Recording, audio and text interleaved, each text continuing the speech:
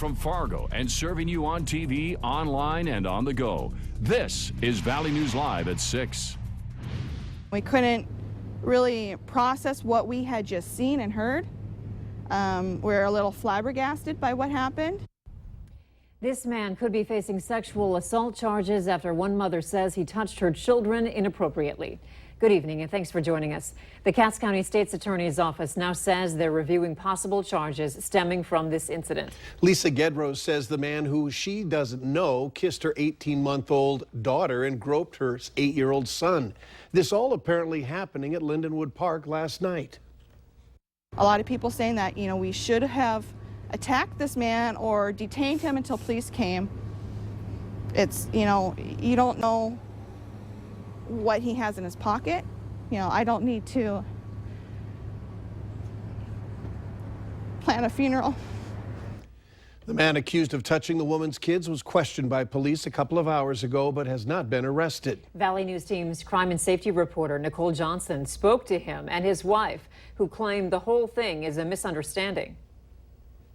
And then I will just I'm sorry, just here, take kiss, and then I will put it. Cecile Gallet could be facing sexual assault charges, but he says he was trying to do the right thing. People didn't understand what you were doing. Yeah, I know, but I love it. All my kids need a kiss, see sometime fall down, something wrong. He was at the park with his 4 kids and wife, who's expecting another. They claim he saw a young girl fall. He picked her up and kissed her to make it better. My husband not touching anybody cares, and his wife says she's scared and confused and has never dealt with anything like this before. They both tell me they can't speak English well, but would never do something to hurt someone. I have 4 kids and coming in one, it's in here. But I'm not a criminal. He tells me he's lived in this country for years, and this is the first time he's been approached by police. The same my country, I love it, my kids, but in this here, I don't have idea how to do for this thing. While he claims innocence, Fargo police have banned him from area parks, and he could be facing charges. In Fargo, Nicole Johnson, Valley News Live. We also spoke to a caretaker at Community Homes who saw the original Facebook post about the incident and recognized the man. We'll have more from him coming up on Valley News Live, 10 at 10. All parents dream of their children's success, and for many, that starts with a structured education for the youngest of learners. But not all 4-year-olds have the privilege of going to pre-kindergarten because of money and availability of programs in small communities. $25 million, that's the cap the state of Minnesota put on funding to expand pre-K programs in the state. And while that's enough money for programs at 74 Minnesota school districts, over 100 other districts and charter schools were left with nothing. 60% of the schools in Minnesota that applied for more money to expand pre-K programs for their children did not receive any. And Minnesota ranked nearly dead last in the country in 2015 for access to day-long early education programs. Here's the list of districts in our area that are getting money. There are 8 districts, and they estimate nearly 200 students taking part in the free voluntary program. Waban was the biggest winner, getting over $250,000. For those who lost out, they were estimating serving hundreds of students. Detroit Lakes, 220. Fergus Falls, nearly 250 students. According to the state, this money is supposed to go to areas that serve high numbers of low-income students and where there's limited access to other pre-K programs. So how do you get your children involved?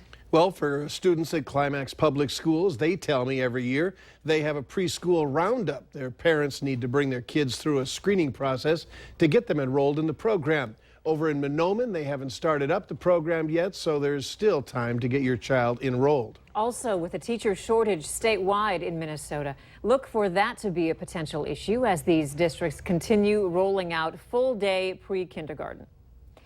Monoman Public Schools tells us the bulk of their grant money is for paying salaries. So we'll have much more from the area districts posted online. Just visit valleynewslive.com and click on this story to find out more information. Well, the hail that fell near my house in South Fargo early this morning was certainly a little unnerving. Sounds like more storms could be brewing later tonight. Hutch? That's right. We have quite a temperature boundary across our region. We have low 70s up in the Devil's Lake Basin. Temperatures closer to 80 along Interstate 94, but to the south, some 90s out there.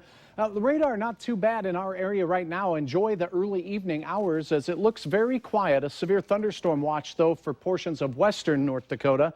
Until midnight, there will be a slight risk. That means a couple of thunderstorms could become severe along the South Dakota border. That marginal risk, Mike, means that we could have an isolated severe event. Main threat tonight, gusty winds and a little bit of hail. Tomorrow, though, with the heat and humidity in place, there will be a risk over a wider area of seeing strong to severe storms. I had pea to marble-sized hail last night. Just a little bit, thankfully. Yeah, that was a quick hitter. Okay, that's the one kind we like. Thanks. Yep. A 71-year-old Clearbrook, Minnesota man accused of shooting at a deputy now faces 3 felony charges. Kirsty Clausen has been charged with second-degree attempted murder and first-degree use of deadly force against a peace officer. Each of those charges carries a maximum sentence of 20 years in prison. Court documents say a U.S. Border Patrol pilot was flying over Clearwater County searching for marijuana growing operations. A Polk County deputy was riding along as an observer. Kirsty Clausen allegedly fired 2 shots from a rifle when the helicopter flew over his property. The Polk County deputy was hit with shattering glass and bullet fragments when the bullets struck the helicopter. A man from Minneapolis will spend the next 20 years in prison after he was caught with methamphetamine in Fargo. Kee Tao was sentenced in federal court for possession with intent to distribute a controlled substance. He will also have to serve 30 years of supervised release. Police were investigating a domestic dispute when they searched Tao's vehicle and found about 10 ounces of methamphetamine. The turnout has been very light for today's Minnesota primary election. Minnesota voters traditionally turn out in big numbers, but the experts tell us the lack of major statewide races or issues will likely impact that. Around here, a couple of issues may bring more to the polls. In Barnesville, voters are deciding the fate of a $35 million school remodeling and building program. In the state's 7th district, 2 Republicans are duking it out to see who will take on longtime Democratic Congressman Colin Peterson. Amanda Lynn Hinson of Long Prairie is challenging David Hughes of Carlstad. There are a number of contested races elsewhere in the state. Stay with Valley News Live for the latest on the Minnesota primary. Kids are looking out for other kids in a big way. And today, some students from Fargo's Horace Mann Roosevelt Elementary were showing just how much they care about kids around here and around the world. These young people are members of the school's K-Kids Club. That's an elementary school organization supported by the Kiwanis. And they have raised $1,000 for the Eliminate Project. That's an effort by the Kiwanis Club to rid the world of a terrible disease called maternal neonatal tetanus. In 19 countries, it kills a newborn every 11 minutes.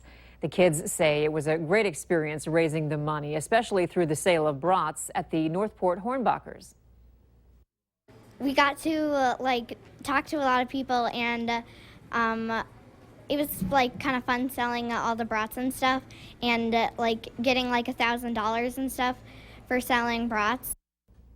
The club has about 35 members and is the only one in North Dakota.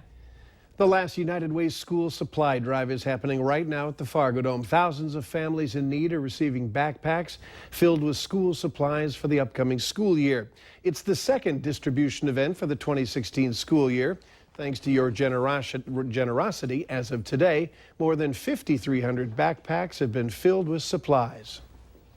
It helps parents that can't afford school supplies and can't afford to get a backpack, because some of the school supplies and backpacks are kind of expensive, and some parents can't afford to get all that stuff.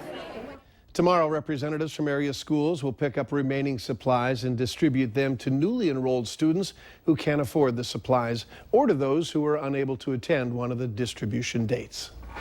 There are plenty of homes for sale in the area, but few like the one up for auction near Crookston, Minnesota. Details to come later on Valley News Live at 6. Quiet weather for most into the evening. Overnight, some bumpy weather could be making its way in. And tomorrow, a repeat performance, a few severe thunderstorms. Details in your hour-by-hour forecast are next.